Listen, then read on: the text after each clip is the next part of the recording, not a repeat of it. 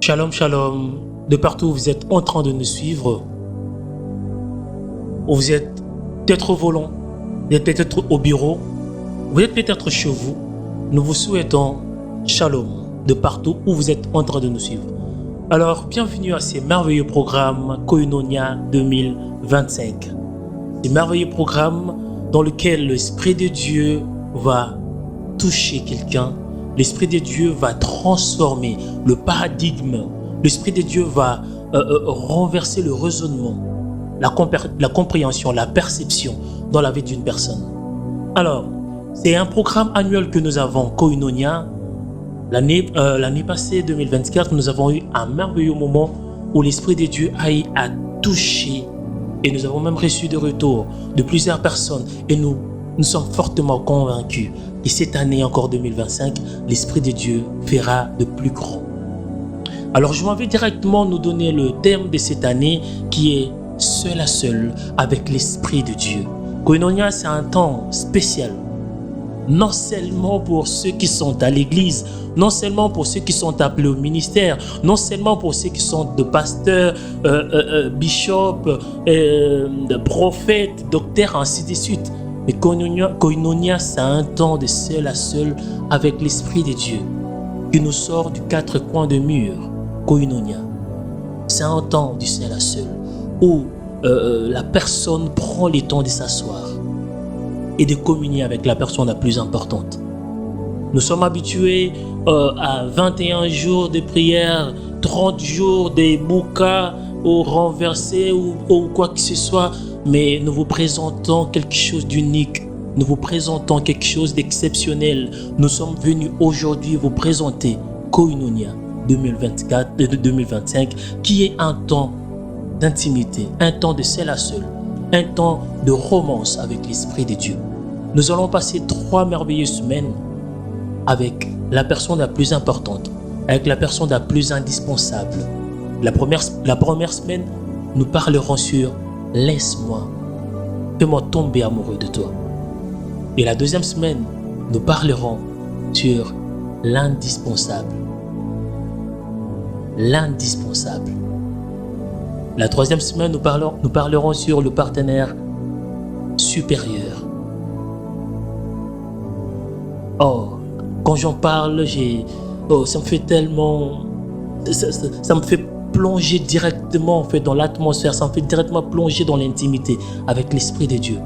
Et je suis fortement convaincu que vous allez passer aussi ces temps d'intimité avec l'Esprit de Dieu. Je vous demande de prendre votre notebook, de prendre un stylo, de vous asseoir confortablement ou de prendre la position qui vous semble la plus à l'aise pour parler à la personne la plus indispensable. Je ne sais si c'est... Peut-être que vous allez vous asseoir sur terre, peut-être que vous allez vous mettre sur la chaise, peut-être que vous serez à genoux, peut-être que vous... Je ne sais pas. La position qui va vous sembler la plus aisée pour vous permettre d'entrer dans cette intimité avec le Saint-Esprit. J'aimerais partager avec vous des passages du livre de 2 Corinthiens 13. Et c'est ce que je vous recommande. Ce que je recommande pour vous tous. Que le Seigneur Jésus-Christ vous accorde sa grâce. Que Dieu nous témoigne son amour. Et que le Saint-Esprit vous accorde la communion avec lui et vous conduise. Voilà ce que je recommande pour vous tous.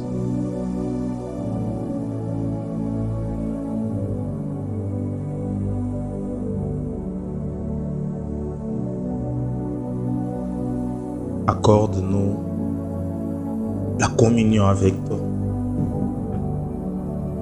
Saint-Esprit, nous sommes là, je suis là. Je suis là, je m'approche de toi.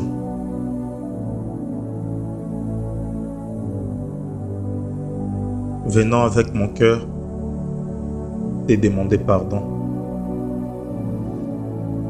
Je suis venu renouer une amitié et j'ai longtemps perdu. Tu sais, plusieurs fois je n'ai pas fait fi de toi dans mes choix, dans mes décisions. Je t'ai mis à l'écart. Je pensais que tu étais une colombe, comme on m'avait dit. Je pensais que tu étais un feu. Je ne savais vraiment pas que tu étais une personne. La personne la plus importante de ma vie. Je ne le savais vraiment pas. Je pensais que c'était mon mari. Je pensais que c'était ma femme. Je pensais que c'était mes enfants. La personne la plus importante de ma vie, c'est toi. Je veux ser seul à seul avec toi. Loin des tumultes du monde, loin de tous ces cris que j'attends à l'extérieur. Loin de tous ces stress et toutes ces pressions du quotidien. Je veux ce cœur à cœur, comme Jacob a demeuré seul. Il n'était pas membre d'une église. Il était fatigué de Jacob. Il était parent, il était mari, mais il était fatigué d'être Jacob. Saint-Esprit, je suis fatigué d'être moi. Je suis fatigué de courir, de me battre. Je suis là pour ser seul à seul avec toi. Pardonne-moi pour toutes les fois que je n'ai pas fait fi de toi. Je t'ai attristé. Je ne t'ai pas vraiment considéré. J'étais limité dans les cantiques. J'étais limité dans un cercle religieux. Je ne savais pas que tu étais une personne avec qui je pouvais vivre chaque jour, à chaque moment. Tu venais avec une demande. Fais-moi tomber amoureux de toi. Oui, c'est ce que je demande. Fais-moi tomber amoureux de toi. Accorde-moi la communion avec toi. Si je disais que je suis amoureux de toi, je me suis menti à moi-même, disant que j'aime le Saint-Esprit. Mais au fond, je ne t'aimais pas vraiment. Je veux une amitié. Je veux une relation. Je ne suis pas là d'abord pour l'onction. Je ne suis pas d'abord pour les dons. C'est ce que je voulais avant. C'est ce que je voulais avant parce qu'il fallait que mon ministère marche. Je voulais les dons. Je voulais l'onction. Je n'avais vraiment pas la relation. C'était pour impressionner là dehors. Mais là, à l'intérieur, il y avait encore un vide qui ne demande que toi. Je suis là pour la communion. Je suis là d'abord pour la relation. Ravive la flamme dans mon cœur. Ravive ces feux qui a commencé à s'éteindre. Il est écrit, n'éteignez pas l'esprit. Je t'ai éteint. Plusieurs fois tu m'as parlé. Tu m'as parlé. Je t'ai éteint. Je t'ai éteint. Je reviens avec un cœur repentant. Pardonne-moi, Saint-Esprit. Je ne t'ai pas honoré.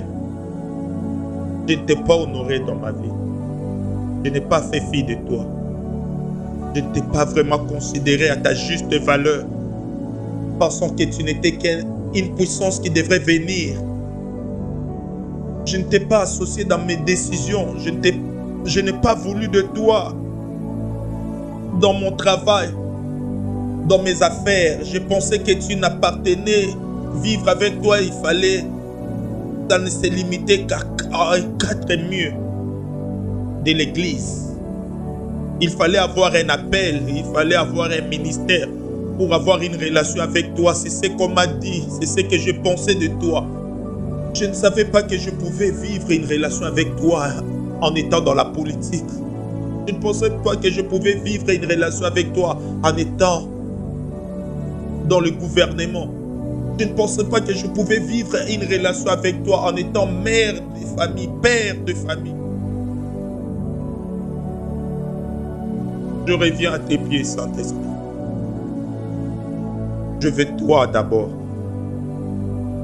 Je veux toi, une relation avec toi. C'est cœur à cœur qui va transformer mon intérieur d'abord. C'est cœur à cœur qui va transformer mon intérieur d'abord. Mon intérieur d'abord. Saint-Esprit, ne me prive pas de ça, s'il te plaît. Ravive la flamme. Ranime la soif de toi dans mon cœur. Fais-moi tomber amoureux de toi. Pas de tes dons, pas de ton onction, pas de ta puissance. Fais-moi tomber amoureux de toi. Il est écrit, celui qui aimera son frère plus que moi n'est pas digne du royaume. Je n'étais pas digne du royaume parce que j'ai aimé ma femme plus que toi. Je cherchais à aimer mes enfants plus que toi. Je cherchais à aimer le ministère plus que toi.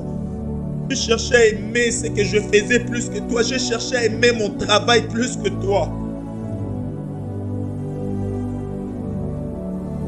Je te veux toi d'abord. Je suis venu renouer une relation. Je suis venu réparer quelque chose que j'ai brisé, qui me cause des problèmes dans les différents domaines de ma vie. Au fond de moi, je ne sais pas être vraiment heureux. Je ne parle pas d'être heureux de l'extérieur, je parle d'être heureux à l'intérieur. Et c'est la seule personne qui peut me rendre vraiment heureux depuis l'intérieur, c'est toi. Esprit, tu es le Créateur. Je suis venu à toi comme une personne pour une conversation intime, pour que tu me vides, pour que tu me fasses tomber amoureux de toi. Je veux devenir amoureux de toi, pas en parole, pas dans les émotions, mais dans une vie de chaque jour. Je vais tomber amoureux de toi.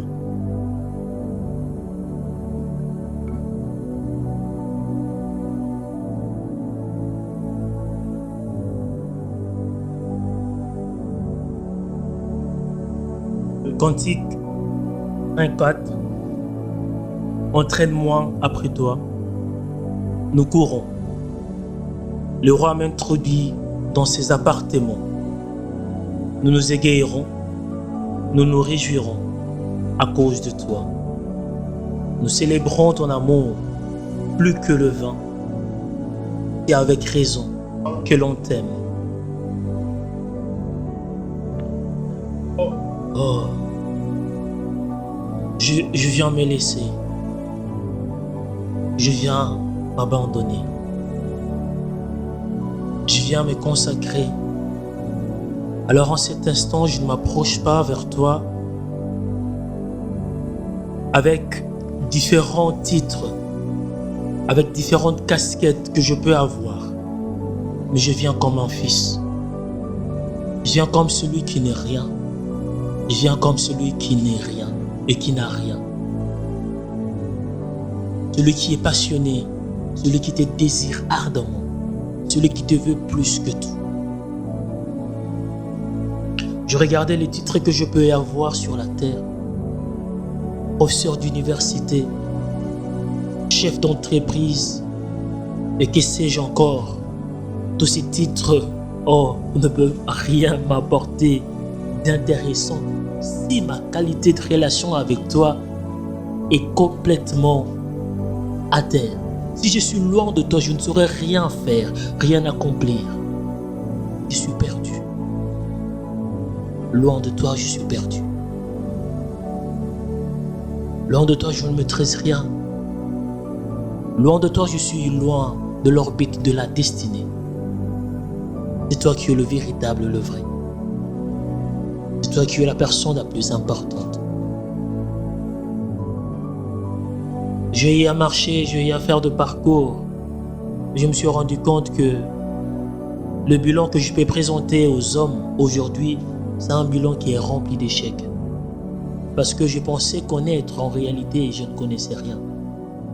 Je pensais voir en réalité et je ne voyais rien.